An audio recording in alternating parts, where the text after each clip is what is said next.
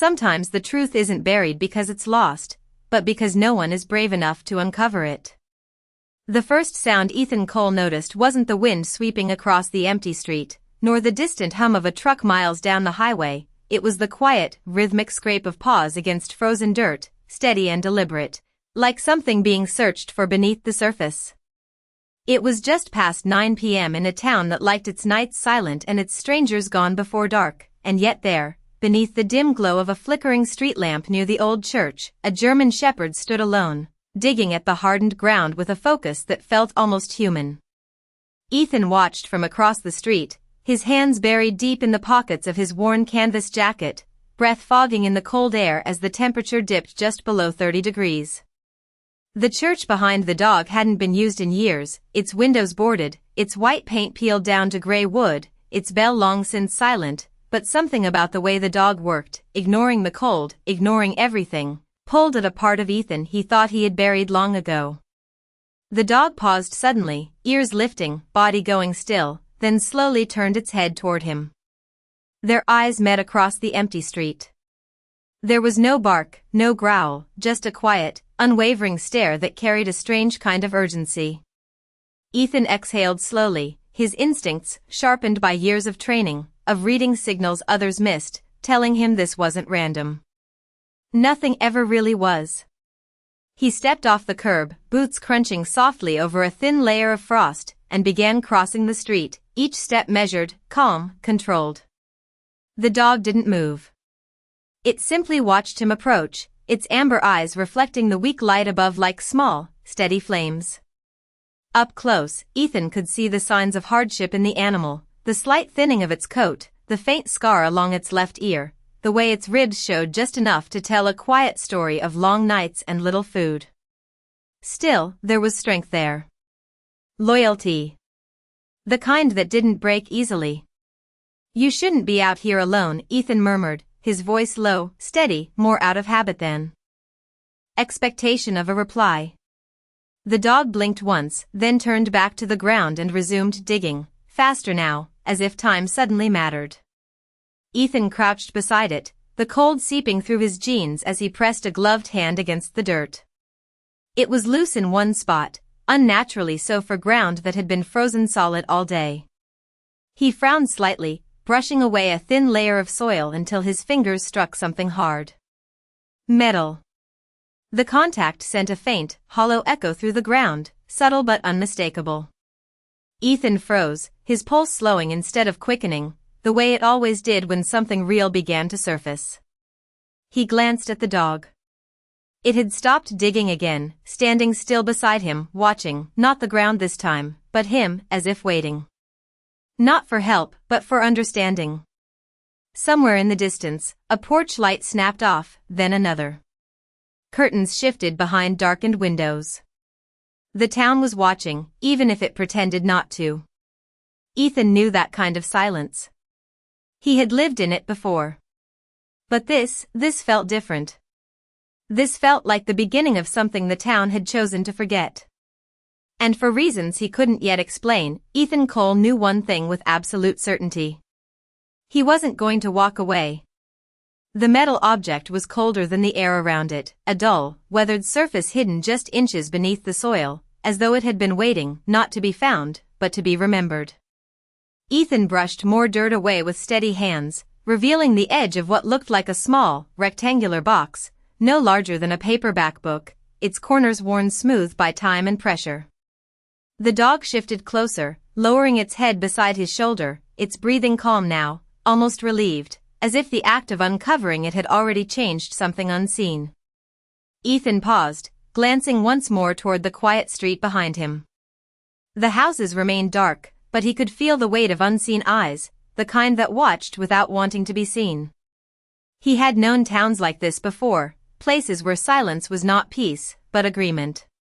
He exhaled slowly and lifted the box free from the ground, dirt falling away in soft clumps. It was heavier than it looked. The lid was sealed tight, rust lining the edges where it had fused over time, but there was a faint engraving across the top, nearly worn away. Ethan tilted it toward the light, narrowing his eyes until the letters began to take shape. Not a name. Not a date. Just a single word, carved deep enough to survive the years. Stay. The same word echoed in his mind as he turned it over, a quiet command rather than a suggestion, and for a moment he wondered who it had been meant for. The dog let out a soft breath and stepped back, its ears flicking toward the far end of the street. Ethan followed its gaze and saw him for the first time. The old man stood half hidden in the shadow of the church steps, his figure thin, shoulders slightly bent, a long coat hanging loosely around him like it had not been his to begin with. His face was difficult to read from a distance, but there was something in the way he held himself, not fear, not anger, but a quiet kind of distance, like someone who had already accepted being unseen. The dog moved then, not running, not rushing, just walking with purpose across the frozen ground toward the man. Ethan remained where he was for a moment, the box still in his hands, the word on its surface pressing into his thoughts. Then he stood, brushing dirt from his gloves, and followed. The old man did not step back as they approached. He simply watched, his eyes moving from the dog to Ethan, then down to the box. For a brief second, something flickered across his face. Recognition. Not surprise, not confusion, recognition, like seeing something returned that had never truly been lost.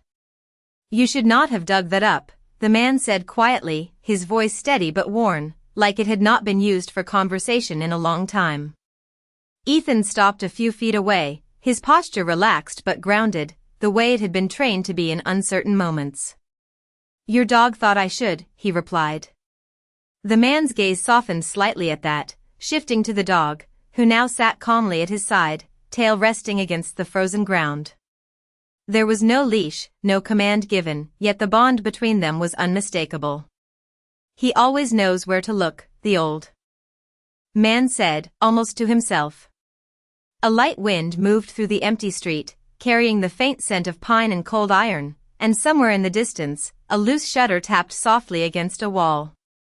Ethan held the box out slightly, not offering it, but not hiding it either. "What is it?" he asked. The old man did not answer right away. Instead, he looked past Ethan, toward the darkened houses, the closed curtains, the silence that seemed to stretch from one end of the town to the other. When he finally spoke, his voice carried something heavier than memory.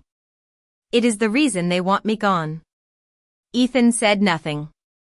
He did not need to. Because in that moment, standing between the man, the dog, and the quiet weight of a town that refused to see, he understood something simple and unshakable.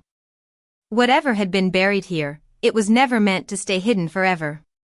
The old man's words did not fade when he spoke them, they settled into the air like frost, quiet but impossible to ignore, and for a long moment Ethan said nothing, not because he lacked a response, but because something in the man's voice told him this was not a story meant to be rushed, the kind of truth that revealed itself only when given space to breathe. So instead he lowered his hand slightly, still holding the box, and watched as the dog leaned gently against the man's leg, its presence steady, grounding, like an anchor in a world that had long since drifted away from him, and when the man finally moved, it was not to retreat, but to turn, slowly, deliberately, and walk toward the side of the church where the shadows deepened and the wind softened.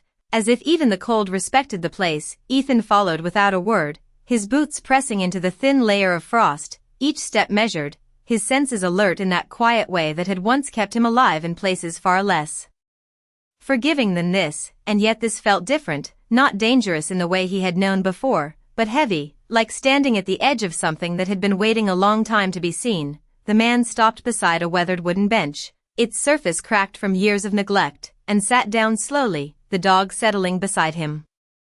Without command, its eyes flicking once toward Ethan, as if inviting him closer, Ethan stepped forward and stood just a few feet away, the box still in his hand, its weight now more than just physical. "They told you to leave," Ethan said quietly, not as a question, but as an understanding. The man gave a small nod, his gaze fixed somewhere beyond the church wall, somewhere only he could see. "They have been telling me that for years," he replied, his voice calm, without bitterness, which somehow made it heavier. Ethan studied him for a moment, the lines in his face, the way his hands rested loosely in his lap, not tense, not defensive, just tired in a way that went deeper than sleep could fix. Why now? Ethan asked, and this time the man looked at him, really looked, his pale eyes sharp despite everything. Because you found that, he said, nodding toward the box. A faint wind moved through the trees behind the church, carrying a low whisper through the branches, and for a moment it sounded almost like distant voices, or maybe memory echoing where it had once lived. Ethan crouched slightly and set the box on the bench between them, his fingers brushing the worn surface as he studied it again.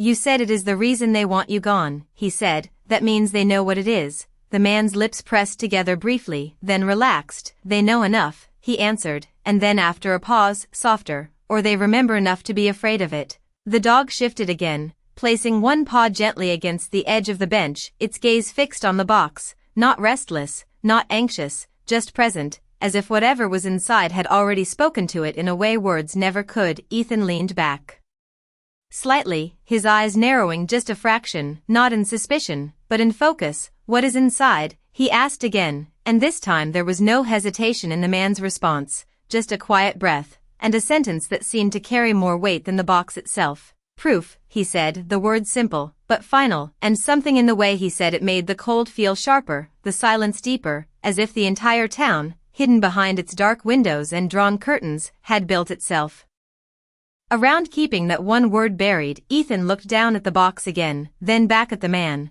and for the first time since he had stepped into this town, he felt something shift inside him, not curiosity, not concern, but a clear, steady sense of direction, the kind that did not come from thinking, but from knowing. Then maybe it is time they see it, he said quietly, and the dog's tail moved once against the frozen ground, slow and certain, like a signal that something long hidden had finally begun to rise.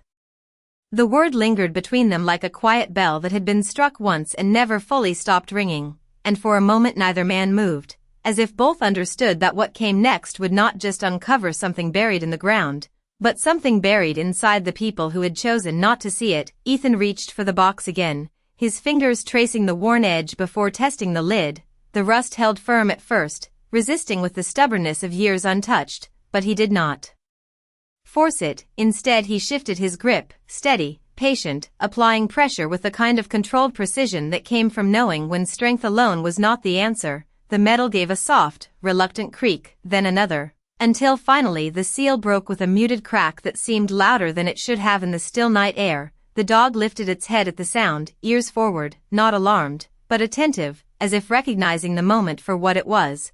Ethan slowly lifted the lid, careful not to rush, and inside, resting beneath a thin layer of dust and time, lay a bundle of yellowed papers tied together with a faded piece of twine, along with a small, tarnished badge that caught the light just enough to reveal its shape, a sheriff's star, old, worn, but unmistakable. Ethan paused, his breath steady, his eyes moving from the badge to the man beside him. You were law enforcement, he said quietly. The old man did not answer right away, his gaze fixed on the contents of the box, not with pride, not with regret, but with something quieter, something that felt like acceptance. A long time ago, he said at last, his voice low, back when this town still believed in things like truth. The wind shifted slightly, brushing against the church walls with a soft, hollow sound, like a memory trying to speak. Ethan reached into the box and carefully lifted the bundle of papers, the twine brittle but still holding. He untied it slowly, unfolding the first sheet. The ink had faded but not enough to erase what was written. Official forms, reports, signatures, names, dates, all preserved in a way that suggested they had never been meant to disappear, just to be hidden. Ethan's eyes moved across the page, his expression tightening just slightly as pieces began to form something larger, something that reached beyond a single man or a single moment. These are records, he said, more to himself than to the man. Statements, incident reports. This is a case file. The old man nodded faintly. It was never closed, he said. The dog shifted closer, resting its head lightly against the man's knee, a quiet reassurance that needed no words. Ethan flipped to another page, then another, each one adding weight to what he was beginning to understand. Not confusion, not chaos, but a pattern, deliberate and quiet, like something that had been carefully covered over piece by piece until it became easier to forget than to question. He looked up again, meeting the man's eyes. What happened? He asked, and this time there was no hesitation, no distance in the answer, just truth. Simple and steady, the wrong people were protected, the man said, and the right things were buried. The words settled heavily, not because they were loud, but because they were clear. Ethan glanced back toward the darkened street, the houses still silent, the town still pretending to sleep, but now it felt different, no longer just quiet, but aware, like something beneath the surface had shifted and could not be pushed back down again. He gathered the papers carefully, placing them back into the box, his movements deliberate, respectful, as if he understood that what he held was more than evidence, it was a story that had been denied its voice. He closed the lid halfway, not sealing it, not hiding it again, just holding it there between past and present. If this is what they are afraid of, Ethan said slowly, then they already know it is true. The old man gave a small, almost imperceptible nod, his eyes drifting once more toward the town beyond the church. They have always known, he said, and the dog's tail moved once against the frozen ground, slow and certain, like the steady rhythm of something finally beginning to wake. The cold seemed to settle deeper after the box was closed again, not harsher, but heavier, as if the air itself carried the weight of what had just been uncovered, and for a long moment neither of them spoke, the silence stretching between them not as emptiness, but as understanding. Ethan stood slowly, the box now resting firmly in his hands, no longer just an object found in the dirt, but something that demanded movement, something that could not be returned to the ground without consequence. The dog rose as well, stepping slightly ahead, its posture alert but calm, its gaze shifting toward the road that led back into town, as if it already knew where this was going. Ethan followed its line of sight, the darkened houses still lining the street, each one quiet, each one holding its own version of the same story. Whether spoken or not, they will not welcome this, the old man said quietly from the bench, his voice steady, not warning, just truth. Ethan glanced back at him, his expression unchanged. They already did not welcome you, he replied, and there was no edge in his tone, just a simple acknowledgment of what had already been made clear. The old man gave a faint, almost weary smile, not from humor, but from recognition, as if he had once believed the same thing and learned differently over time. That is different, he said. A man can be ignored, avoided, forgotten, but the truth. He paused, his eyes drifting briefly toward the box. The truth forces people to choose. The wind moved again, brushing lightly across the ground, carrying with it the faint creak of a distant sign swinging on its chain, a small, hollow sound that echoed down the empty street. Ethan adjusted his grip on the box, the weight now familiar, grounded. Then maybe it is time they do, he said, his voice calm, but firm in a way that did not leave room for retreat. The dog took a step forward, then another, glancing back once to make sure he followed, not leading out of urgency, but out of quiet certainty. Ethan began walking toward the town, his boots steady against the frozen ground, each step deliberate, measured, the kind of pace that did not rush toward confrontation, but did not avoid it either. Behind him, the old man remained seated for a moment longer, watching, not with fear, not even with hope, but with something quieter, something like acceptance of whatever would come. Then slowly, he stood, his movements careful but not weak, and followed at a distance, the dog now walking between them, not bound to one or the other, but to something larger that connected them both. As they reached the edge of the street, a porch light flicked on ahead, then another, soft glows appearing one by one like hesitant acknowledgments of movement in a place that preferred stillness. A curtain shifted in one window, then another, silhouettes forming behind glass, watching, waiting. Ethan did not look away, he did not slow, he simply continued forward, the box held steady at his side, not hidden, not raised, just present, and that presence alone seemed to change something in the air, as if the town itself recognized what was coming before a single word had been spoken. The dog stopped suddenly in the middle of the street, its ears lifting, its body still, not in alarm, but in attention. Ethan stopped beside it, following its gaze toward the small building at the end of the road, the old town hall, its lights still on despite the late hour, a faint glow spilling through the windows onto the steps below, the door slightly open, just enough to suggest someone was inside. The old man slowed behind them, his breath visible in the cold air, and for the first time, there was a flicker of something in his eyes that had not been there before, not fear, not doubt, but the quiet awareness that the moment he had been waiting for, or perhaps avoiding, had finally arrived. Ethan looked at the building, then down at the box in his hands, then back again, and without hesitation, he stepped forward, because some things, once uncovered, are not meant to be carried in silence any longer. The door to the town hall creaked softly as Ethan pushed it open, the sound carrying farther than it should have in the quiet night, and for a moment it felt less like entering a building and more like stepping into something that had been waiting. The warm air inside brushed against the cold on his jacket, carrying the faint scent of old wood paper, and something else, something settled, like a place that held more history than it ever spoke about. The dog moved ahead of him without hesitation, its nails clicking lightly against the worn wooden floor, each step confident, certain, as if it had walked this path before in a way that went beyond memory. Ethan followed, the box still steady in his hands, his posture calm, grounded, his eyes scanning the room with quiet precision, not searching for danger, but for truth. At the far end of the hall, beneath a row of dim overhead lights, a small group of people stood gathered, their voices low but stopping the moment the door opened, heads turning almost in unison, expressions shifting from casual conversation to something tighter, something guarded. No one stepped forward at first, no one spoke, but the silence between them was no longer passive, it was aware, the kind that recognized something had changed. Ethan walked forward at a steady pace, not slow, not rushed, each step measured, the dog staying just ahead of him, its ears alert, its gaze moving from one face to another, reading the room in a way that needed no translation. Behind him, the old man entered quietly, his presence softer, almost blending into the background, yet somehow making everything feel heavier at the same time. A man near the center of the group shifted his stance, his jacket bearing the faint outline of a badge, not polished, not proudly displayed, but present enough to suggest authority. He cleared his throat slightly, his voice controlled but edged with something that tried too hard to sound neutral. "It is late," he said.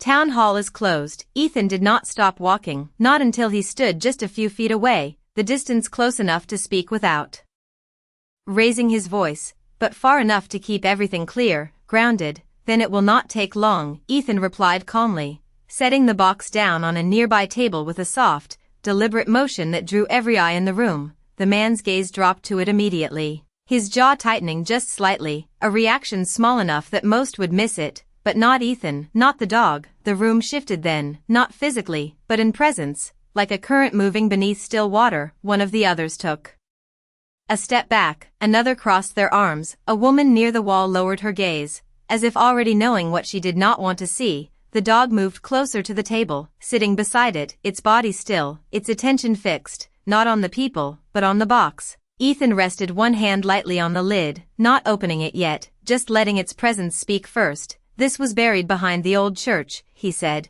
his voice even, steady, carrying without force. "It did not end up there by accident." "No."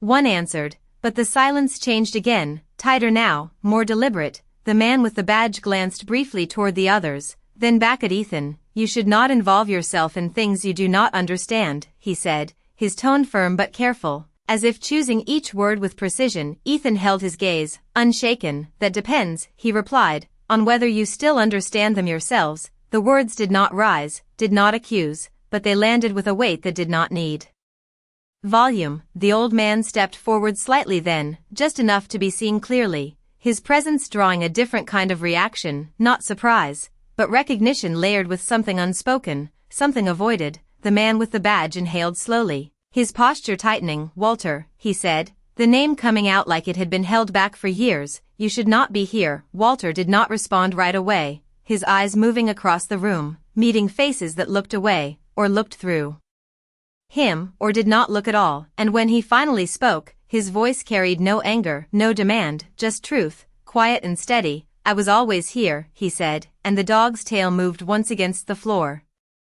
slow and certain, like the beginning of something that could no longer be ignored.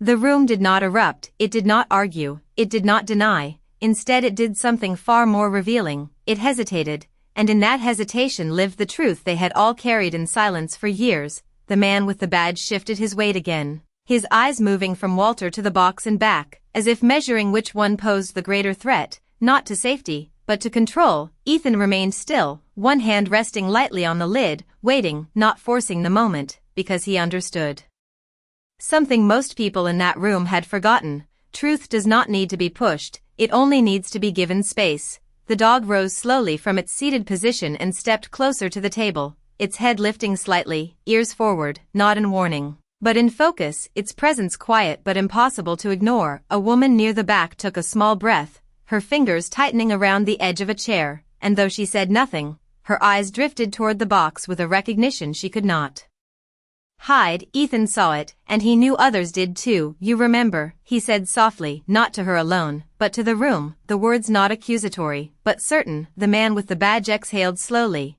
his composure tightening again as if pulling something back into place. "That was a long time ago," he replied, his tone controlled, but thinner now. "Whatever you think you found, it is not relevant anymore." Ethan did not respond immediately. Instead, he lifted the lid of the box fully this time, the soft scrape of metal against metal echoing just enough to draw every eye closer. He reached inside and removed the bundle of papers, setting them carefully on the table, then placed the worn sheriff's badge beside them, the dull star catching the overhead light in a way that made it seem almost alive again, a symbol not of authority, but of memory. The room shifted again, someone took a step back, another looked down at the floor, and the woman near the wall closed her eyes briefly, as if something she had kept buried had just surfaced without permission. Ethan unfolded the top document slowly, his movements deliberate, not theatrical, just clear, and he turned it so that those closest could see. "Official reports," he said, his voice steady, "signed, dated, filed, and then hidden." The man with the badge stepped forward then, just one step, but enough to show intention.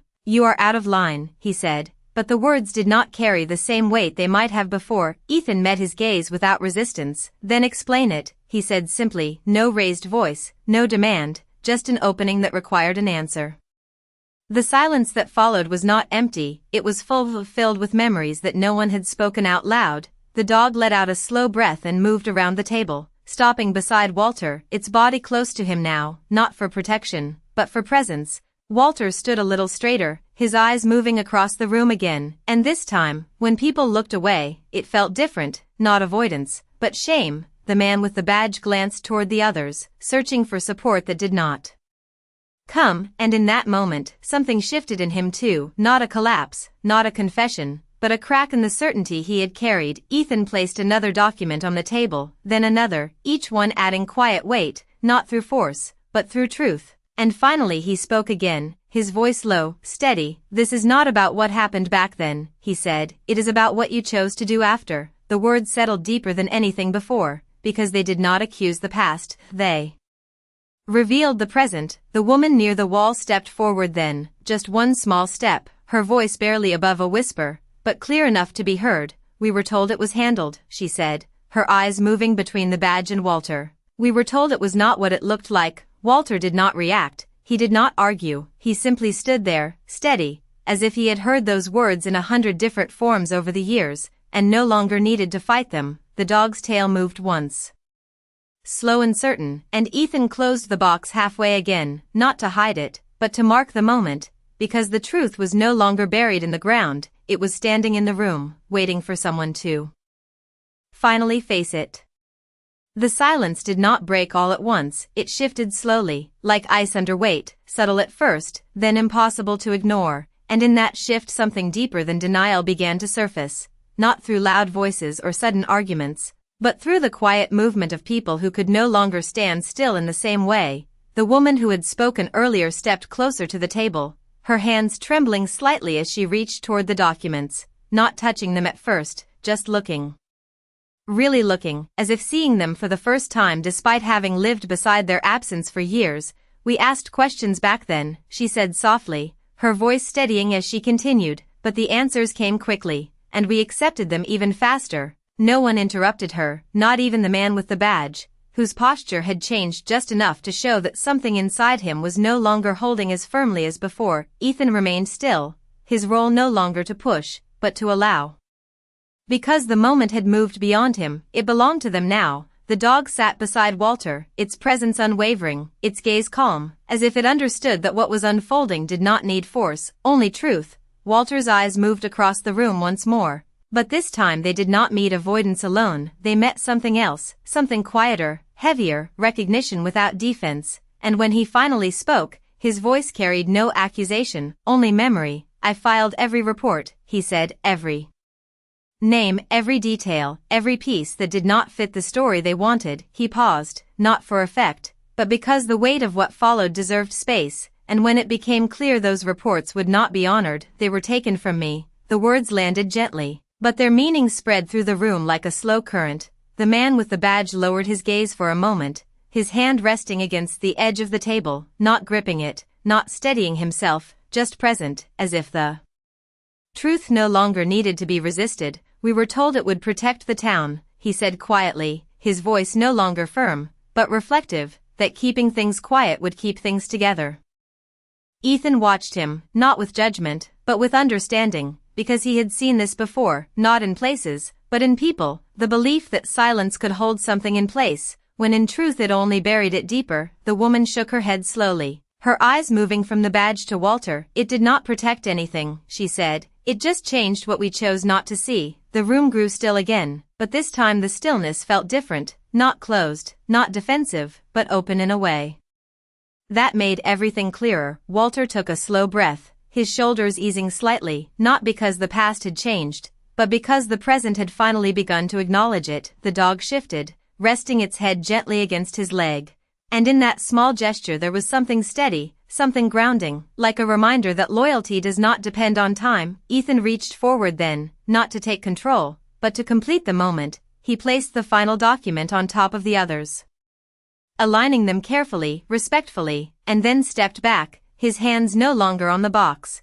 no longer guiding anything, because the truth had already moved beyond him. It was no longer hidden, no longer buried, it was seen, and in being seen, it had changed the room in a way that could not be undone. The man with the badge lifted his head slowly, his eyes meeting Walter's for the first time without hesitation, and though he did not speak right away, the silence between them no longer carried distance, it carried understanding, and perhaps something else beginning to form, something that had not been present when the night began, the possibility of something being set right, not through force, not through command, but through the simple act of no longer turning away. Morning did not arrive all at once, it eased into the town like a quiet apology, the pale light stretching across rooftops and empty streets, touching places that had long been left in shadow, and for the first time in years, the silence felt different, not like something being hidden, but like something being held, carefully, as if the town itself was learning how to carry the weight of what it had finally chosen to see. Ethan stood outside the town hall, the cold air sharp against his skin, his breath steady, his hands resting loosely at his sides, the door behind him now closed, but no longer separating anything. Inside, voices had risen and fallen through the night, not in anger, not in denial, but in something slower, something more honest, the kind of conversation that does not erase the past, but begins to place it where it belongs. The dog stepped out beside him, its movements calm, unhurried, its eyes scanning the quiet street as if noticing something new in a place it had already known too well. Its tail moved once, slow and certain, and then it turned, walking toward the steps where Walter now stood, the old man's posture different from the night before, not stronger, not younger, but lighter in a way that could not be measured, his shoulders no longer carrying the same invisible weight, his gaze no longer fixed on what had been taken, but open to what remained. Ethan watched as the dog reached him, pressing gently against his side, and Walter's hand came to rest on its head without hesitation, a simple gesture, but one that held more meaning than anything that had been said inside those walls. The door opened again behind Ethan, and the man with the badge stepped out, his expression no longer guarded, no longer distant, just quiet, like someone who had spent the night remembering something he should never have forgotten. He walked down the steps slowly, stopping a few feet from Walter, the space between them no longer defined by avoidance, but by something else, something that had taken years to find its way back. "We are going to reopen the case," he said, his voice steady, not loud, not formal, just clear. "Everything will be reviewed properly." Walter did not react immediately, he did not nod, he did not thank him, he simply looked at him, and in that look there was no triumph, no satisfaction, only a quiet acknowledgment that something had finally been returned to its rightful place. The man lowered his gaze briefly, then added, softer this time, "It should have happened a long time ago." The wind moved gently through the street, carrying the faint sound of a distant bell, not from the church, But from somewhere deeper in the town, a small, ordinary sound that somehow felt new. Ethan stepped back slightly, not leaving, but giving space, because this moment was no longer his to hold. It belonged to the people who had finally chosen to face it. One by one, doors began to open along the street, not wide, not all at once, but enough to show movement, enough to show change. Faces appeared in windows, on porches, watching, not with suspicion, but with something quieter, something that looked a lot like understanding. The dog remained beside Walter, steady, present, its gaze calm, as if it had known all along that this moment would come, and that all it had needed to do was wait for someone to listen. Ethan turned his eyes toward the rising light, the town no longer the same as it had been the night before, not because everything had been fixed, but because something had finally been faced, and as he stood there, quiet and still, he understood something simple, something that did not need to be spoken out loud. Sometimes the greatest change does not come from force, or from power, but from the moment someone decides to stop looking away, and in that moment, even the smallest truth can begin to heal what silence once tried to bury.